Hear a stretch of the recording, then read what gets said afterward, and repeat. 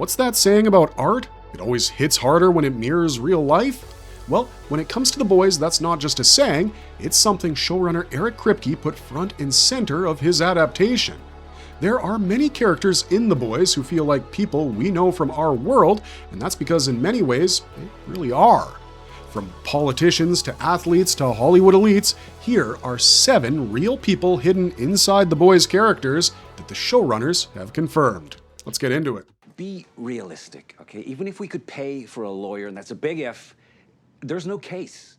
Hughie's face was straight up Simon Pegg. This might be hard to believe for those of you who've only seen the TV show, but in the comics, Hugh Campbell's likeness was based on somebody you've probably already seen, the actor who played Hugh Campbell Sr., or more accurately, comedian extraordinaire Simon Pegg. The Boys comics were written by Garth Ennis, but they were illustrated by Derek Robertson. The series debuted in 2006, and at the time, Simon Pegg wasn't the international superstar we know him as today. In fact, Shaun of the Dead had only been a hit for a couple of years, and Robertson actually knew Pegg from the 1999 British sitcom Spaced Out. That was a show based on 2 people, Daisy Steiner and Tim Bisley, who faked being a couple to rent an apartment in London until they actually became a couple. Robertson's logic in using Simon Pegg's likeness was most probably his assumption that he'd never become big enough to sue him and Ennis. That was a massive miscalculation because Pegg rubs shoulders with the likes of Tom Cruise these days, but as it turns out, this gamble came with a silver lining. Pegg is a self-professed nerd himself, having achieved the rare trifecta of nerddom by starring in Doctor Who, Star Trek, and Star Wars. In fact, he poked fun at Robertson and Ennis's assumptions in the foreword to the first volume of The Boys Collected Edition, and confessed that had he not been a fan of comic books and Ennis's work, he might have been pissed off by the appropriation of his likeness. Of course, there was more depth to Wee Hughie from the comics than just being a knockoff Simon Pegg. His nickname was inspired by a poem of the same name written by Elizabeth Shane, who also served as the basis for his characterization. Wee Hughie tells the story of an innocent boy who finds his feet in this harsh, cold world by making good friends, which is kind of what Hughie does in the comics and the show. But as for Pegg's unauthorized inclusion in The Boys, it had a full circle moment when he was cast as Hugh Campbell Sr. and given a rather compelling backstory to go along with it. Hughie Sr. represents a crossroads moment for Jack Quaid's Hughie. He could either stay on the couch and not take action like generations of Campbell men, he can go out into the world and do something that actually moves the needle. Turns out, Hughie Jr. opted for the latter, and he's a better character for it. The franchise also gave Pegg the opportunity to voice the actual Wee Hughie character from the comics in a self-contained episode from The Boys Diabolical titled I'm Your Pusher, so maybe we should have reserved our full circle comment for this episode instead. Either way, the fact that Pegg inspired Hughie's design became a major selling point for Ennis and Robertson's work, and they were never sued by the actor, so all's well that ends well, right?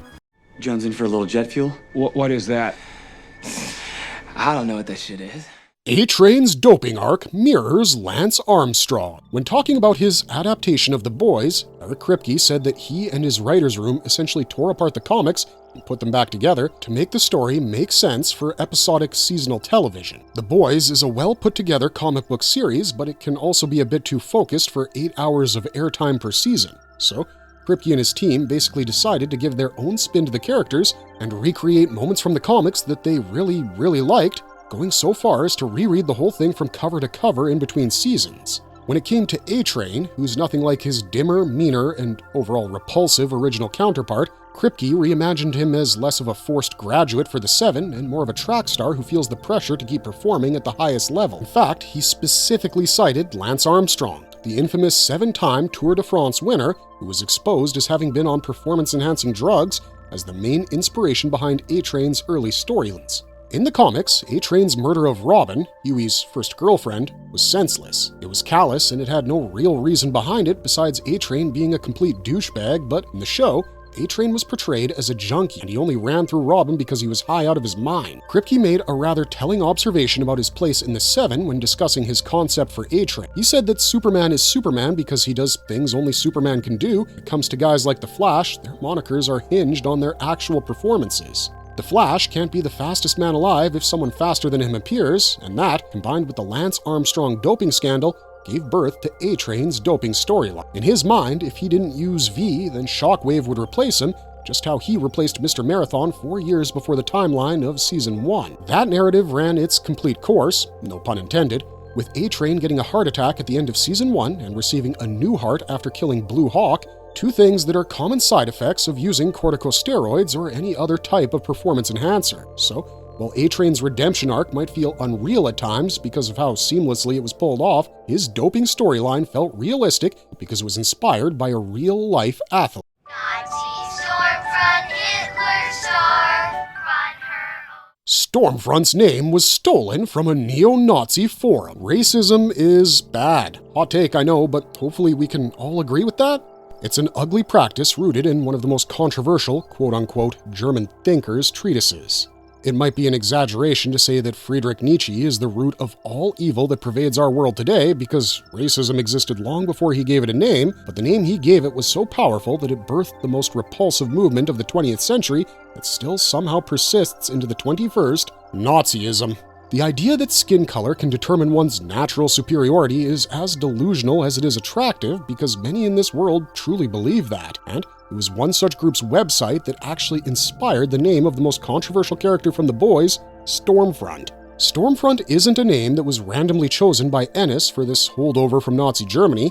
It's the name of one of the biggest white supremacist forums on the internet, and we know that isn't exactly a person, but ask yourself this. Do you know someone who acts exactly like this? When you realize that you do, you'll understand that technically there are millions of people hidden within this one character, and that's why it's on our list. While Stormfront from the comics wasn't exactly tech-savvy, Stormfront from the show was.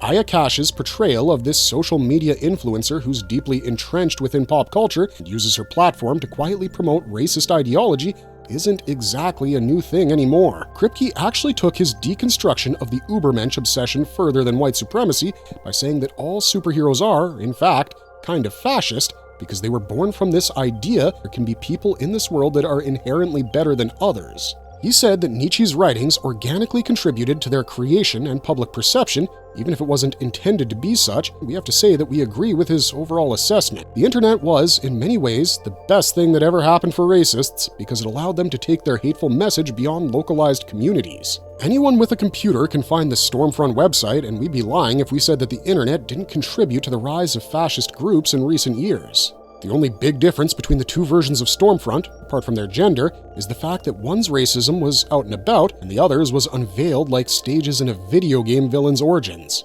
But both of them are named after one of the most hateful groups to exist in the world, and that's a fact that cannot be denied.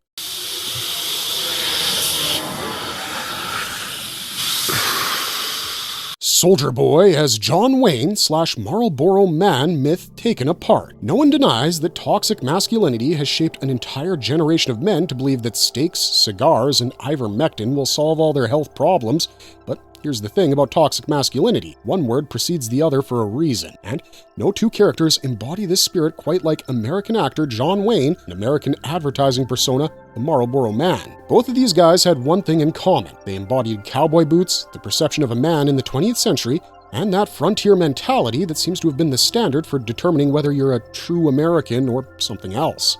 And the fact that Eric Kripke pretty much called Soldier Boy a deconstruction of 60 years of the John Wayne Marlboro Man macho bullcrap is rather telling, because in his quieter moments, this superhero is just a guy called Ben who was never appreciated by his father, so he bullies and belittles everyone else. John Wayne was one of the most popular Hollywood stars in the 40s, 50s, and 60s. He was so big that he was asked to run for president in 1968. His views were entirely conservative, for he was a friend and supporter of Senator McCarthy, after whom the discriminatory ideology of McCarthyism is named. He frequently attended and uplifted causes that actively held back minorities and segregated America. In fact, his infamous Playboy magazine interview, where he openly acknowledged that he believed in white supremacy, led to widespread calls to take down his exhibits at the University of Southern California and renaming the John Wayne Airport to the Orange County Airport. And while the airport still has the same name, the exhibits at least have been moved to another section. The Marlboro Man, meanwhile, successfully rebranded filtered cigarettes, which were believed to be a feminine product, into something quote-unquote real men used,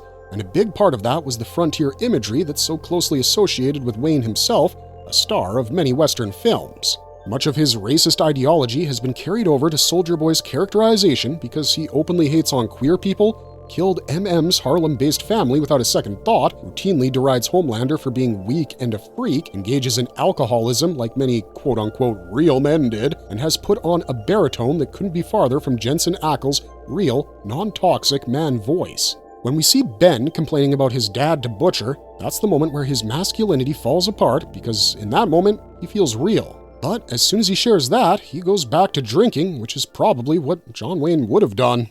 Why? All these years you weren't protecting me. I was protecting you. Victoria Neuman as an AOC-shaped Trojan horse. Alexandria Ocasio-Cortez is one of the most interesting politicians in recent memory because she embodies everything that the far right doesn't. She drew national attention after defeating the Democratic caucus chair and 10-term incumbent Joe Crowley in the Democratic primary election 2018. Her campaign was a grassroots effort which focused on messaging rather than sponsorship because, in her own words, you can't beat big money with big money, you have to have a whole different approach. Her victory was only foreseen by progressive news outlets like the Young Turks and the Interceptor, the mainstream media outlets giving her little to no coverage. And after she won, she became the poster child for socialist ideals in America, with her platform promoting free tuition in public colleges, job guarantees, Green New Deal, and the abolition of the Immigrations and Customs Enforcement Agency, among other things. AOC used the power of social media to rise in prominence, and her public persona is a big reason why she's been as successful as she is. But here's the twist with the boys' take on her. Their version of AOC is actually a Trojan horse. Eric Kripke and his team adapted Garth Ennis's original work long after the Bush administration, which is who the original Victor Neuman was meant to parody. If they kept things that way, the show would have felt dated, and nobody wants that for their work, so when they came up with Victoria Neuman, actress Claudia Dumit decided to use Ocasio-Cortez as her primary inspiration because she modeled how Vicky held herself in a room on her. Her public persona was initially quite similar to AOC's as she campaigned for minority rights and openly called out Vought for being a corrupt company, but the revelation that she'd been planted in politics by Stan Edgar himself and was secretly working to further Vaught's interests cold water all the progressive parallels between her and her inspiration. Still, just goes to show that public perception is everything in our world, and as long as you can nail that, no one will question what's going on inside your head, or rather, why people's heads seem to keep popping around you. The legend, from Stan Lee parody to Robert Evans tribute. And finally, we come to the most colorful real-life person who inspired one of the best characters from Amazon's The Boys, Robert Evans. Now, if you're an OG Boys fan, you know what we're thinking. The legend wasn't based on Robert Evans, he was based on Stan Lee. Well, Stan Lee was a real person too, so let us make our point in peace, as the man himself would say. In the comics, comic books are the primary mode of entertainment for the world, so Garth Ennis and Derek Robertson chose Stan Lee to be the inspiration behind the legend. And it worked, because if you looked at his office from the comics, making this connection would come as natural as breathing. But in Amazon's The Boys, much has changed with regards to how superheroes are perceived, because in our world, people watch films instead of reading comics. And that's why Eric Kripke updated the legend's inspiration, comic book legend, to a Hollywood legend by telling Paul Reiser that he was basically paying tribute to Robert Evans with his character. Evans was one of the most notorious film producers from the 50s and 60s. He was responsible for getting the first two Godfather films on our screens, and he was the head of Paramount, like how Reiser's legend was head of talent relations for Vought. That isn't the only thing Reiser's legend inherited from his inspiration, because the stories about screwing film stars and doing insane amounts of cocaine aren't fabrications. Robert Evans pleaded guilty to cocaine trafficking in the 80s, which pretty much tanked his producer career, but the legend hasn't faced that sort of blowback just yet. He still acts as a source of information and contact for the boys. The fact that he's a Hollywood bigwig pastiche instead of a Stan Lee parody has kept his character fresh and relevant, and even made him a lot more compelling, if do say so ourselves. Comic book legend was too matter-of-factly, whereas TV show legend looks like he knows how to have a good time. And between those guys, who would you rather spend time with, huh? But for now, we want to thank you guys for spending this time with us, because these are the 7 real-life people who are hidden inside the boys' characters all along. Let us know your thoughts in the comments down below, and don't forget to like, share, and subscribe to our channel for more content from the Boys Verse one last time. We'll see you guys real soon with yet another video, so until then, stay safe and have a great day out.